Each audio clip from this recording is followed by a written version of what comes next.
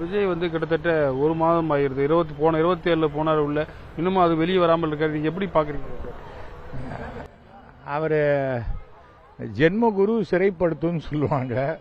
அவரே வந்து வீட்டுக்குள்ளே பூந்து கதவை தாப்பா போட்டுக்கிட்டா நம்ம என்ன பண்ண முடியும் சொல்லுங்க. அரசியலுக்கு என்று வருபவர்கள், பொது வாழ்க்கைக்கு வருபவர்கள், நாம கூட்டத்துக்குள்ள நடந்து போற தில் இருக்கணும். எனக்கு கூட்டமே வரக்கூடாது, என்னை சுற்றி 1 கிலோமீட்டருக்கு ஆளே இருக்கக்கூடாது. இவர் என்ன மனுஷ விடுகுண்டா, அவரை சுற்றி 1 கிலோமீட்டருக்கு ஆளே இருக்கக்கூடாதுன்னு சொல்றதுக்கு ஓட்டு வேணும், ஆனால் ஜனங்க வேண்டான்னாக்க அது தவறான மனோபாவம். ஏன்னா அவர் வந்து சினிமாவில் பார்த்த அரசியலை அப்படியே நிஜ வாழ்க்கையில் பண்ணணும்னு நினைக்கிறது விஜய்க்கு இன்னும் பக்குவமின்மையை காட்டுறது.